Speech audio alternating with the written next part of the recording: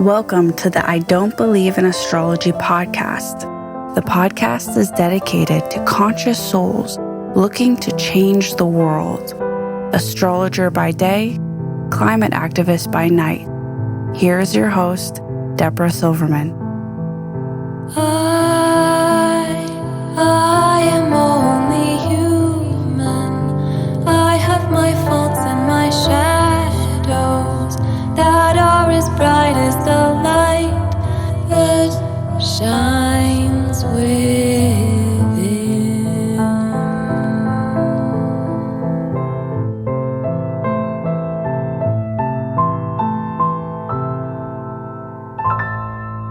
The Debra Silverman I Don't Believe in Astrology podcast, the funniest title. The I Don't Believe in Astrology podcast by an astrologer of 45 years. And we have our sweet, is it Jan? Say, how do you pronounce your first name? It's confusing because it looks like Jan. It's Janne. Janne. That's it. Okay. I get that confused. Janne Robinson, who I have interviewed before and played astrology with before. And this podcast, just so you know, has a few themes. It comes with some set questions. I didn't tell you anything to start with. The questions go spontaneous. There's no pattern. I've been fixated on one topic was climate crisis, and the other is all things psychological. So you get to choose. It can go both ways. This podcast has really been a tool of being provocative for people in conversations, a lot with scientists, because I've been obsessed with the climate crisis. I have let it relax a little bit, but there was a whole year of me doing all kinds of research and getting a little nervous.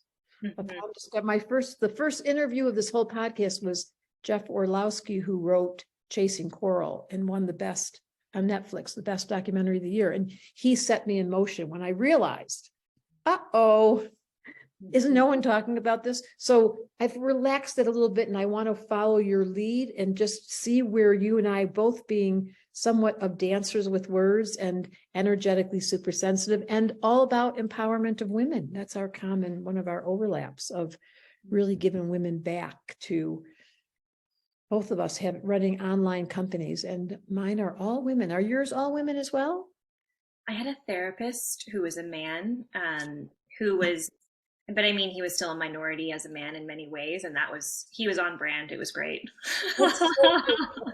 And recently we're just going to be hiring someone that's, but it's just interesting that both of us have shared this genuine celebration of women's power and entrepreneurship and being a voice and a poet. So if you could just speak, and I always ask my interviewees to just describe in their terms, not just what you do, but if you had to describe your essence or the quality that you bring into this world, how would you describe it?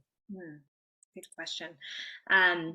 So I lead with, if you see the names of my books, or if you look at me, there's a lot of boldness in how I teach. I'm also very provocative. We share that. And I am bold because I am teaching the opposite of normative conformity. And back in the day, when we lived in small communities and tribes, to be our unique selves and to be fully honest often meant we could be ostracized, which back then would mean death by elements or saber-toothed tiger. So there was a real risk in the need to withhold parts of ourselves to belong. And I think there's a part of us that still operates, and I call it doing math. We're doing math all the time. Can I be honest here? Can I say this?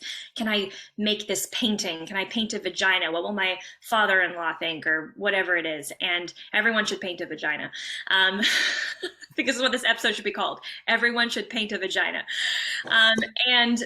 And I think it's so important to reclaim our authentic belonging, which is what I teach. Your truth is your medicine. But really, Debra, what I'm teaching is a sustainable liberation, because without giving ourselves access to expression of who we are, there's no joy, there's no liberation, there's no moving through the world with ease. And that's the main piece. And I teach part of that through the boldness with my work of being. The name of your book. Let them just hear the name of your book. This is for the women who don't give a fuck. And there's cobwebs on her vagina.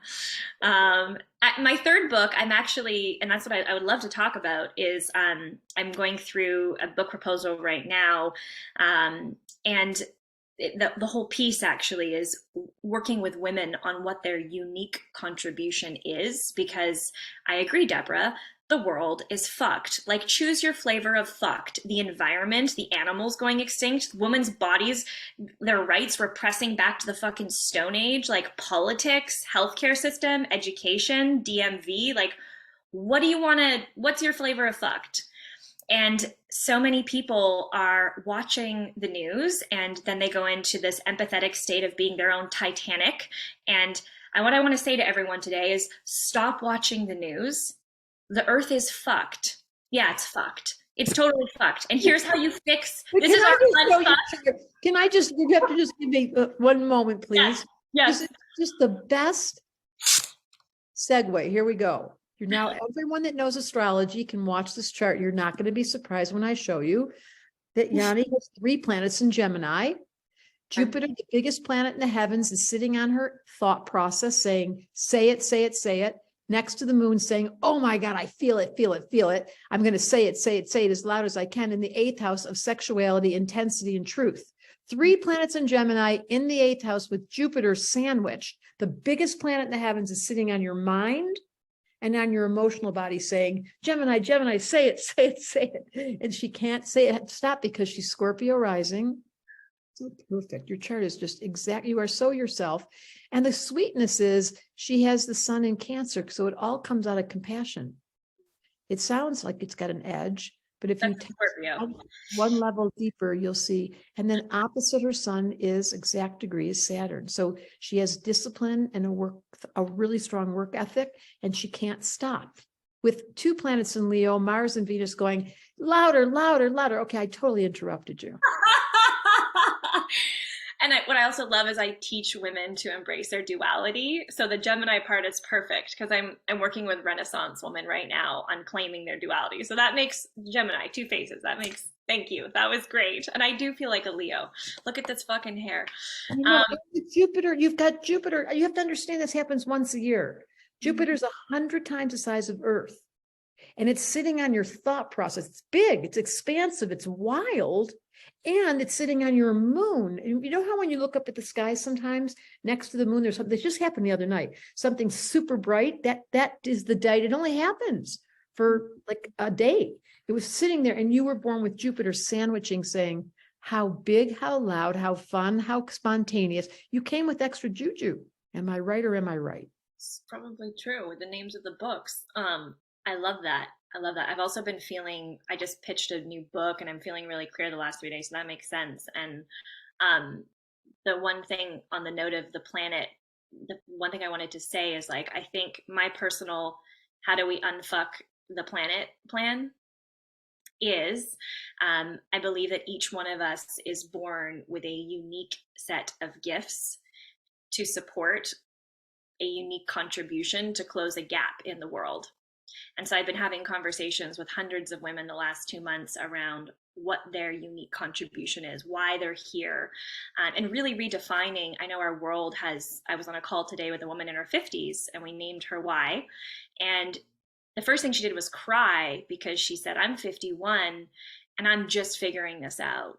And I feel like our world really doesn't support us in understanding that, yes, we need money, but work shouldn't just be for money. It's like, it also shouldn't be for money. We need money, but also it serves us and the planet. And I think part of how we unfuck the planet is by getting in our fucking lane. Like, you being in your fucking lane helps so many people. Me being in my lane helps so many people. What are our unique gifts and what is our contribution? And then, rather than feel, I can turn on the news after a day of work. If I watch the news, I don't really watch the news. And I could be like, well, I'm helping to unfuck the planet. So no need to go into despair. I'm showing up. You're showing up. Scientists are talking about coral reefs on your astrology show. We're helping to unfuck the planet. So my big message right now is, what the fuck is your unique contribution? And the need for us to also, Debra, the number one thing getting in the way of these hundreds of women in starting their businesses is doubt and insecurity. And I'm over it. The planet is fucked. The earth is on fire. While we spend time in doubt, the orcas just went extinct. And while you're going, who am I to? And I'm an imposter, like, the gray whales are going to go extinct. So while we spend all this time in our doubts and insecurities of, can we start? The planet is on fire. And so my solution is right now working with women, getting them in their lane. And I think that there are so many gaps, and it can be overwhelming if you try to take the full responsibility to heal everything going on, all of those things that are going on. It's overwhelming.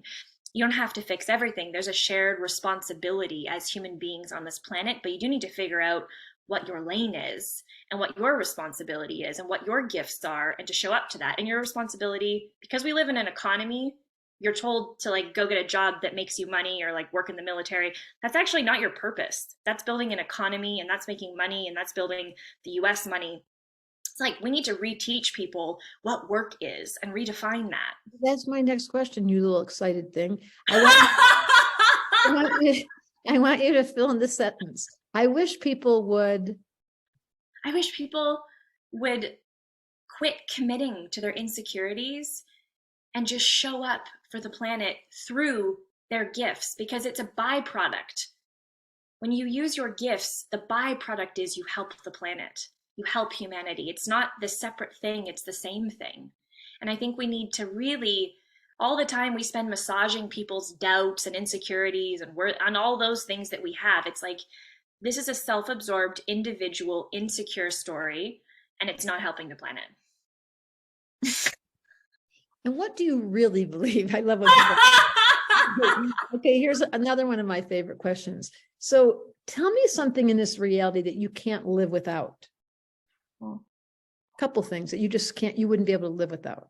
Surfing, because that's my self-care and that's my access to flow state.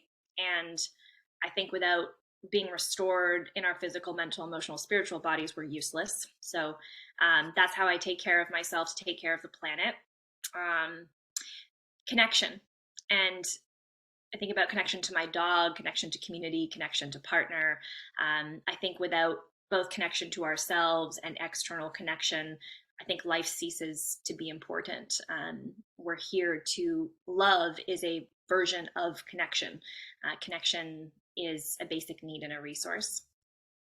Good one. No, that's true. That's true. You want to do one more? Coffee. I don't give a shit what it does for my adrenals. Coffee gives me joy, and therefore I drink it. Love that so much.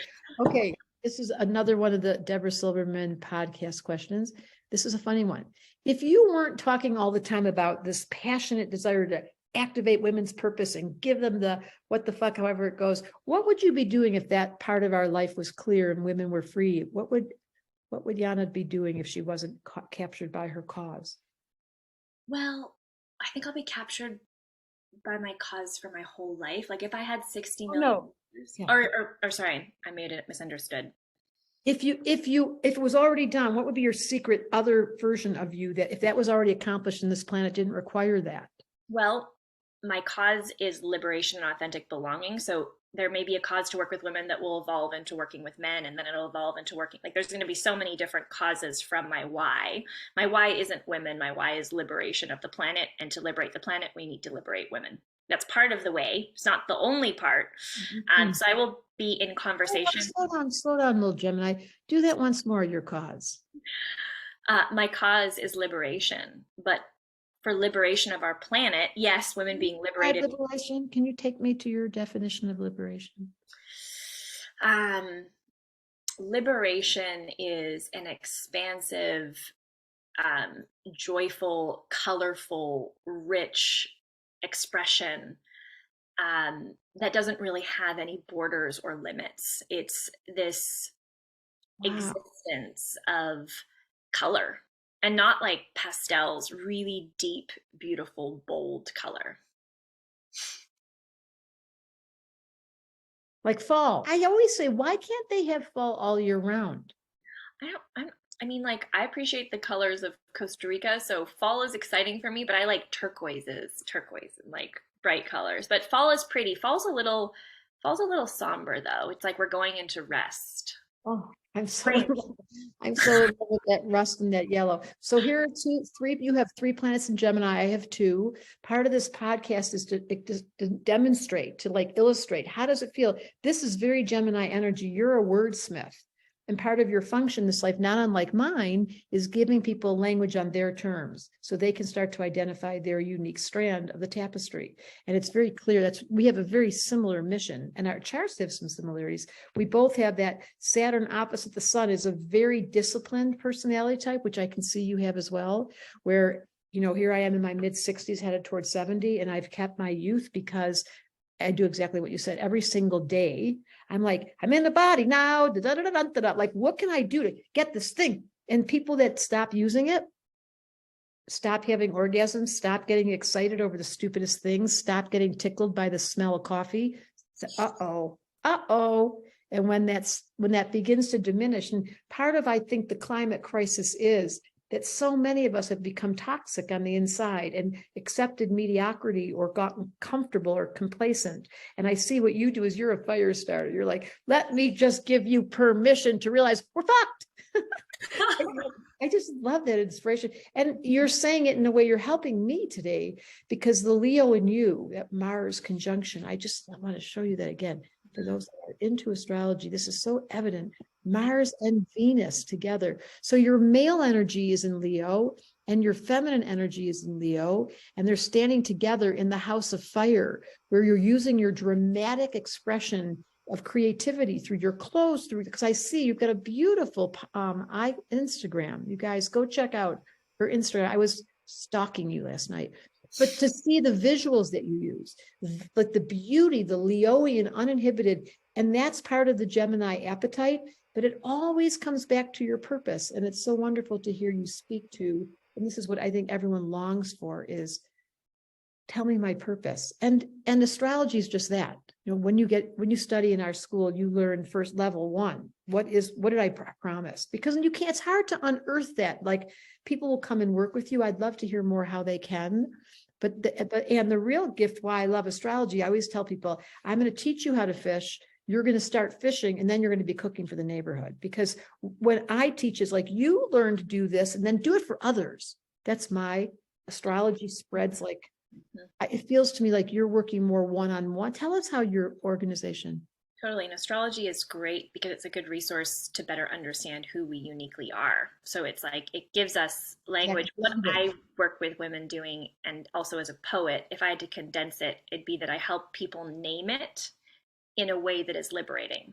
So often I'm giving words, like you're saying, to something, and someone's like, fuck, you just named something really big. That was really liberating to hear it in a concrete way. I feel like there's a lot of abstract, but I like to go like, what's the concrete? Like today I made a reel about a 5-second script to set a boundary with a stranger who's oversharing with you. And it's like, it takes 15 seconds. And so, yeah, I think naming it is there. And I forget what your question was. Oh, cute. You're so cute. Well, you know what? I want to back into, I was talking about your discipline. I kind of got lost to two little Geminis. But and that you speak the unique language, and what was the business structure that you used? Right. It changes because I'm a Renaissance woman, and I like to have 4 months of a time defined, and then I like to evolve. And so that's really fun, because when I teach something, like I'm teaching a women's mastermind right now, I might not teach it again. And I just say like, this is what I'm excited about teaching. So like, this is it, but it's going to change. And that's great, because I'm not trying to create a scarcity or some kind of marketing thing. It's just who I am. If I teach something more than once or twice, I get bored of it. So it's like, there's new stuff here. There's new stuff coming through. I'm not stagnant. I'm like a whole cosmic universe of ideas. And so, you know that you're also a Renaissance woman. We have so much creativity inside. And what's been really freeing and liberating is going like, I don't do a year plan. I do like quarter sprints, and I don't have a structure. And right now I'm in what I call my coach season. So I don't want to be I don't want to be a coach all year because I'm more than just a coach. So I'm working with women like me who are very multifaceted, creative. The Walt Whitman quote, I am large and contain multitudes. Do I contradict myself? Very well. I contradict myself. And so I'm working with women on harnessing that contradiction of being so much duality, so much creativity, 50 ideas. Like, what do I do? How do I start? And harnessing that, still using essentialism so that we can still have impact. And part of how I do that in my life is right now I'm a coach. For the next 4 months, I'm working with 60 women. They're in these little groups in a mastermind. I have 3 one-on-one clients. And then I shift into what I call my Mary Oliver phase. My Mary Oliver phase does not make a lot of money. Surprising. Right now is the sugar mama phase. I create a salary over the year in my sugar mama phase. You're going so fast. We're so different. Here's where we really are different. I've done the same job for 45 years, and I've had this. I'm so routine oriented that I would drive you out of your mind. And I really respect the rhythm that you're using, that you discern to your point and to our point as an astrologer, because I have so much Taurus, you do not. You have so much Gemini. You're built for short, and knowing your rhythm will never have you bored. Ooh, we should unpack how this affects love and dating, because I also haven't had any long-term relationships in a long time. I'd be curious to hear what you just said about that piece, if that translates to love. It does. It's good to speak to the audience. There's people in this audience who are more like you, and they feel bad about it. Spontaneous, they love change, they have versatility as their specialty, they can multitask, and it's natural for them to have more than one thing going on at once and be able to track. And for them, when there's only one thing going on for too long, they're like, oh, and then they feel bad about themselves because they think they should be that stick it to it person. And then there's the opposite, which is where I sit more the category, where I repeat, rinse. And if you ask me to change and go into versatility, I'm like, can we just do it? Give me a minute. Let me put it on my schedule. Let me get comfortable. So it's a completely different rhythm. And it's in relationship to your point. Compatibility is understanding your intimacy is into me, I see. Like, unless I know me, it's going to be hard for us to have a relationship. And what I see with you is your specialty this lifetime is you are so individuated. Like, you are not following. And I'm also changing. Like I say, date me and you'll never be bored. Like, I'm 32 flavors and then some. I'm going to be 32 women in the course of 3 years. Like, you don't need polyamory or an open relationship. It's going to be pretty interesting right here. That is so sweet. I think what you're asking, and it's another echo in the collective, is there are some people who do long-standing relationships and they know commitment and they get married young and they have this ability to find their partner, and then it's and it's hard because every relationship goes through waves and you have to keep remembering why you fell in love when they last long.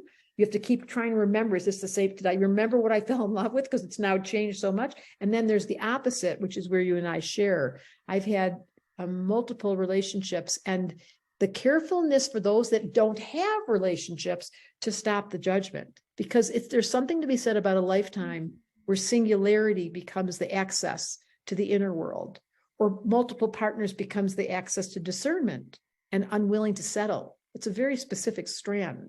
And then there's the ones that have to practice that really hard path, which is stay with them, continue to grow. How do I not sacrifice myself? And then the lucky ones who find true love when they're little people. I have a couple of those in my world that I kind of hitchhike. I stare at them. And yeah. So no judgment, but yes, your chart, particularly similar to your career, your sensibilities at this lifetime, you're so committed as a 2 planets in Leo to being true to Scorpio rising. You can't compromise, which is why we love you, because you're so thoroughly you. One of my therapists I worked with the other day turned around, and as I was leaving the office, she said, Janne, do you want to know what I really respect about you? You don't hesitate. And it's true, and it's also a weakness when turned up too loud, because it's good to hesitate sometimes. It's good to have some hesitation. Integration is, beautiful, should not be discredited. But that yeah, that all resonates a lot. And there's a lot of urges and intuition and impact. And I have to have a partner who doesn't get overwhelmed and who's also excited about the fastness and the pivoting, the pivoting parts. But I do want love. There's the Cancer in me is a lover. Everybody wants love, sweetie. This is just a universal longing. When we leave the one, when we come into the physical plane and we enter the separation, there is a very awkward sensation in every single human's heart. And that's back to my point. But some people, it's a karmic question. What was this lifetime's promise? Did I agree? How do I remember my agreements so that I can facilitate what life's will is without arguing? Because when you get pissed off at what life calls, in my case, my husband died, and like, you're like, excuse me, no one asked. How dare you? And then integrating that and going, oh, really? That was my soul's agreement? I don't remember signing anything. And then surrendering to my favorite song that I teach my whole school, falling in love with your fate, falling in love with your fate, falling in love with your fate. Like, until that happens for real, which is, for me, was late in my life, there's a wrestling match. And what's so beautiful about your character with that 3 planets in Gemini and the 8th is you verbalize, you give words to our unconscious struggles as though you didn't have any inhibitions. Mm-hmm. I'm sorry to hear that your husband passed. I know we just went, like, we're jumping and you're past it. And I just wanted to say that, yeah, and just note that piece. That sounds like a big thing to overcome and to move through. Definitely initiation material. Yeah. Mm-hmm. Yeah. And is the fabric of which the soul stood on. I mean, that's my point. Because look at, I'm almost double your age. Isn't that crazy? Don't look it. I mean, the visuals, but the inner experience of, to your point, you're doing such an incredible example for so many when I watch you, just a freedom to say what's true and to not, if you think back to that time period that you're describing, which wasn't that long ago, where we lived in the Jewish culture, they were called shtetls. They were little small villages, and you weren't allowed to leave because there was nowhere to go. I mean, you lived based on the bondage of what the family and the agreements of the religion. And that was like 10 minutes ago. If you think in relative terms of time, we are the most free we've ever been. We are, and I think we're still realizing the ways that we can liberate and access that freedom in ourselves. And what I'm really saying is, like, it's safe to stop doing math. If you get ostracized from your community, you can buy an airplane ticket and go live in Paris and recreate yourself. And then you can get rejected there and buy a ticket to Barcelona. And, like, there's no getting eaten by saber-toothed tigers. We've created heat. Your family raises you, but then you're a human and you're autonomous. And if you don't like them, set boundaries, break up with them. You don't need them anymore. You're done. You're not a baby. You've survived. Get your connection somewhere else. And it's, I think, realizing where we are. And there's a deep longing inside of people for that. And I think when we repress it, we repress who we are. That's when we feel trapped and depressed. That's when we, our life starts to lack that color. And it's important to ask the questions. Louise Hay says depression is often caused because we've forgotten that there's exits on the highway. We've forgotten that there's choices that we can make and that we can shift out of. And regardless of where we live in the world or what our economic situations are, I do believe that there are micro choices that we get to make every day to add more color. And there's shaping that happens culturally, and there's familial shaping, and there's so much that has failed people in being colorful. And and I want to make the world more colorful. And I don't think you make the world more colorful by wearing, like, a tiger costume and in the world. I think why people are wearing costumes and tutus is what they're trying to do is be seen as their unique selves, but they're missing that their unique self can just wear a black shirt like Steve Jobs.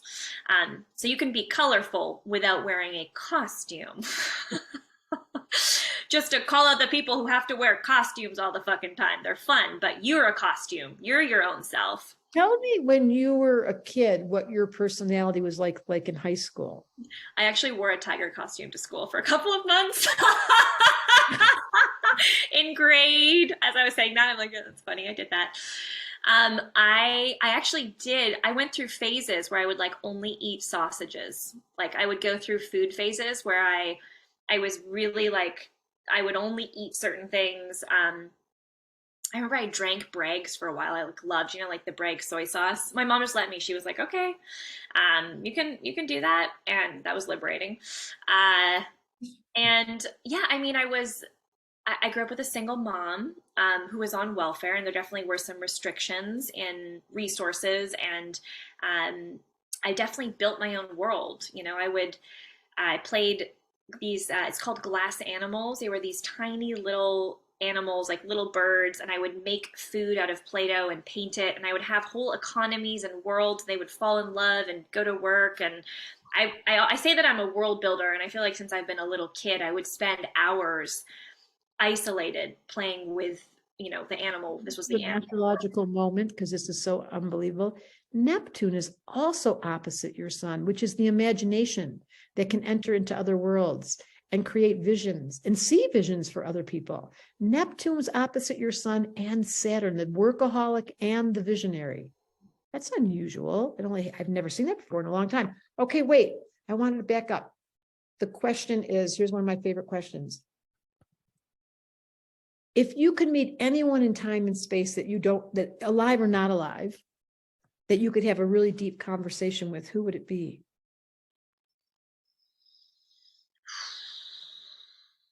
It's a good question. It makes a little Gemini in you think.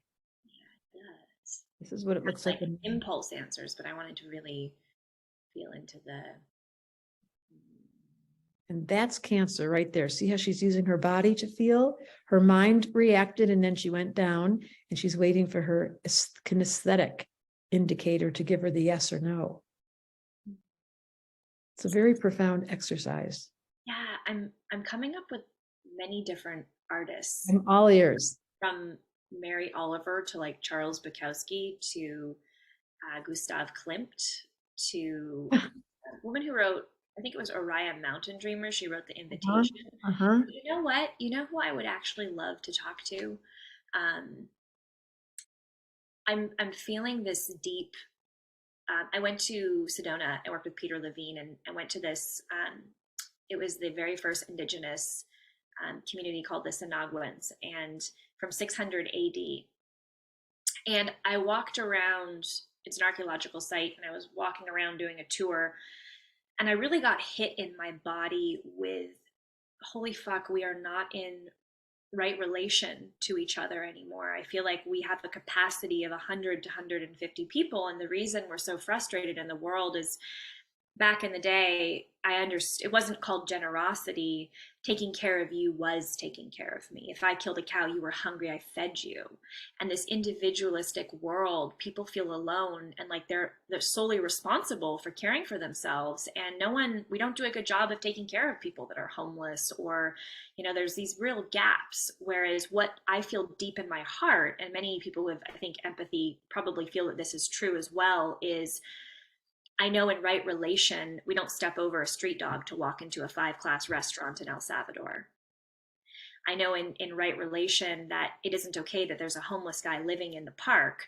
It doesn't feel right. And that part is coming from this deep truth and wisdom of we are so outside of our capacity with living with so many people that it's like we can't. And so I've been really sitting with this piece of my utopia, and the word is really, there was these 3 symbols on this wall, and there'd been very fierce warriors and lightning deities, and this one wall had this kind of Sasquatch looking, it was like a chubby, friendly looking figure, and then there was a circle, and then there was a circle, the Sasquatch and a warrior. And so I asked the woman doing the tour, what do those 3 symbols mean? And they were painted in animal blood from 600 AD. And she said, well, the circle is for this tribe to communicate to anyone walking by, this is who I am. So again, obviously that aligns with, I think it's important to express who we are to the world. I'm going to pull some lines here. And the second one, I said, what is that? And she said, well, this was for this tribe to communicate to anyone walking by that they had more than enough to share. And something shifted it. It really fucked me up, Debra. I was like, yeah, it's generosity, but it's not generosity. It is the innate old wisdom that taking care of you is taking care of me. And I think this is one of the biggest ways we heal the planet. Yet how can we? We're outside of our capacity. And so I think there's a lot of suffering because we desire to be in right relation with community and ourselves. It's both. And I would love, I went to this retreat in Sedona with Peter Levine called Returning to Wholeness. And on the fourth day of the retreat, everyone was just asking questions about themselves. And I was like, hey, the planet's fucked. Yeah, I've got shit to heal. We all do. But how do I help the planet? And I think it's time to do both. And I believe some of the wisdom to heal is within Indigenous communities and elders. And I would love to have a conversation. And again, it's like that, then we're settlerizing and capitalizing off of wisdom. But it's like, I believe the wisdom that we need to return to right relation is going to come from Indigenous communities and like places that lived in that right relation with each other. And we're over individualism and capitalism and making money, and it's like not making people happy. Right. It's so dated. It's not. And so as we start to wake up to that, you know, I have tons of clients who have lots of money and they're not happy. It doesn't mean that you're happy if you win the economy game that we're playing. I think it's really, yeah, I would like to I'd like to sit with somebody who could help or support. Oh, beautiful. I love that answer. Yeah. And I don't know who it is, but it would be somebody from back in the day where there was not this world that we have built. Or those that sat through the crumbling and the dismantling of their world and how they made the transition, because there's plenty of cultures that have been still here waiting, the Hopis and many who knew this was coming and have been sitting in the right ritual, right relationship with each other to make the transition. Did you know that poem, The Hopi Elder Speaks? We are the ones you've been waiting for. Fucking, that's it. Okay, here's a question. Ready? When is the last time that you had a good cry? Oh, like 2 nights ago. I cry all the time. Yeah. Said the little Cancer. Will you share with us what I cried this morning, actually. And tell us what moved you to tears. I was dating somebody and I realized it more from less of a mind and more of a feeling. As we moved through the world together this morning, he just didn't feel like the right person to move through the world with. And I shared that with him. He's looking to find his life partner and wife. And that was sad because I think we all want love and to land with that person. And I'm not usually the one to break up with people or to say that, but it becomes, the more that I understand that we play in the mind to distract from being and feeling, and the more that I just tune into, I don't need to do the math of why this isn't right or that he's wrong or that it's just like, it doesn't feel right in my system to move through the world with you. There's different resonance vibrating here that aren't in harmony. Thank you so much for being so in true Janne fashion, Cancerian vulnerable and Gemini articulate of your Scorpio rising depths. Do you know astrology? Yeah, I mean, we've had these conversations, Krista. I've had some reading by a guy, David Pond, a couple of other astrologers. I really enjoyed. I think that it's stupid to not listen to the wisdom of the stars. You know, of course, there's going to be some sort of fucking map in the stars, of course, of course. And thank you for helping people name parts of who they are. And I think and you know this too, it's important to not have unconscious bias and to, you know, take from everything. The one I was talking about today is people who are projectors in human design are like, I have to wait for the invitation. I'm like, fuck that. You could live your whole life never starting. So I love astrology and I feel very understood. Like it helps to integrate and name parts of who I am.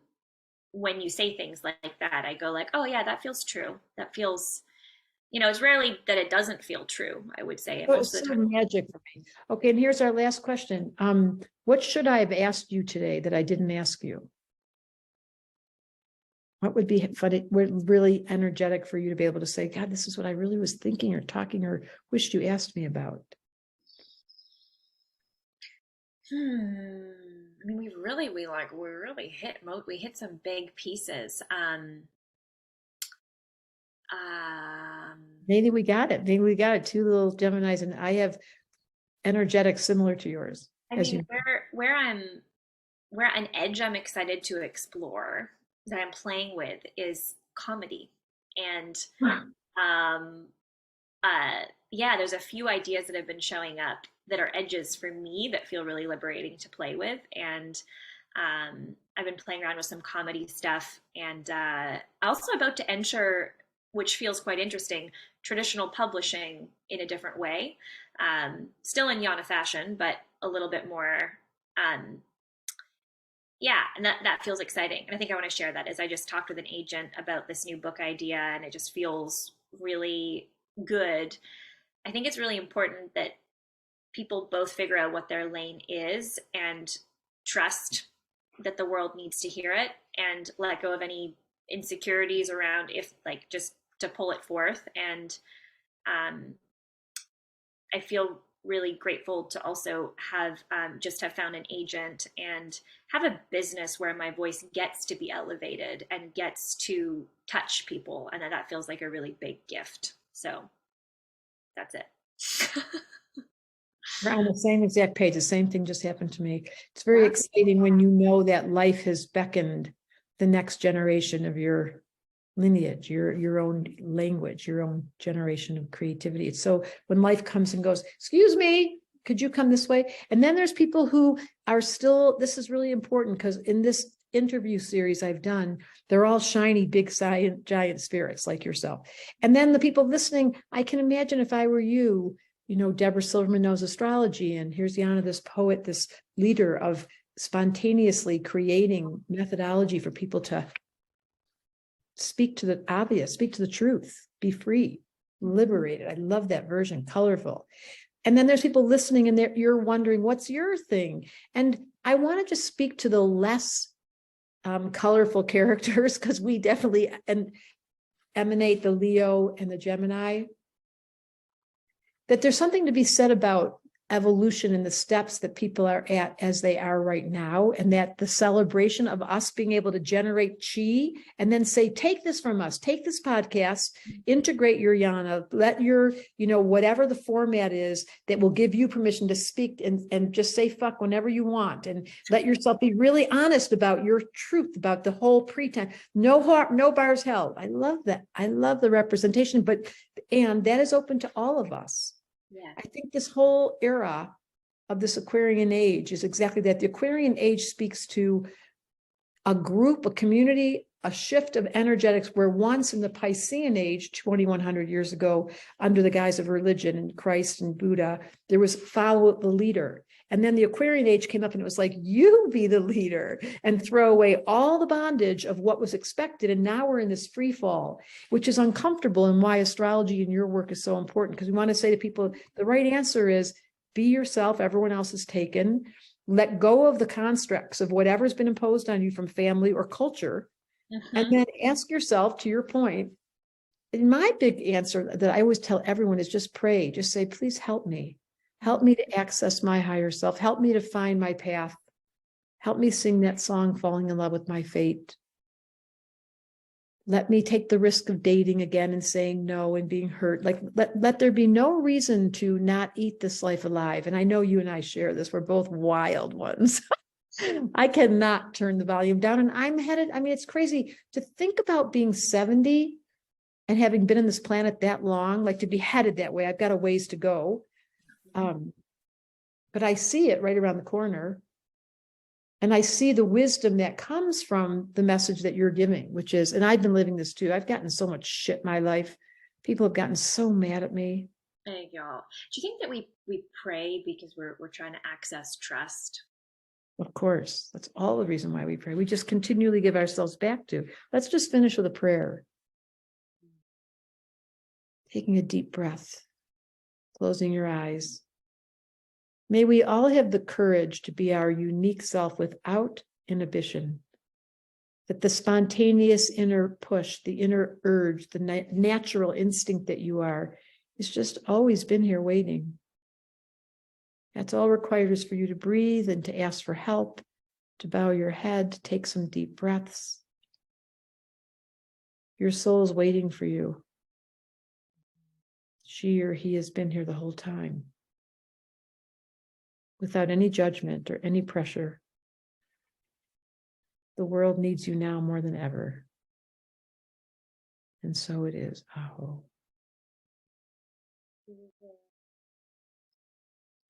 It is really an urgent, I really feel in the collective zeitgeist. All of you that are inspired to want to find your voice, find Janne. You tell them how they find you. Totally, I will. And I also think that when you're talking about prayer, I was like, it's both prayer and then it's choice. And the book that I'm pitching is going to be a map to naming your unique contribution as part of it. So I'm going to help people get in their lane with that book, which feels really fun because I've now done it with 60 women and I'm like, this is helpful.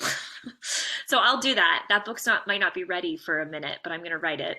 And if they want to connect with me, my name is spelled Janne and then Robinson.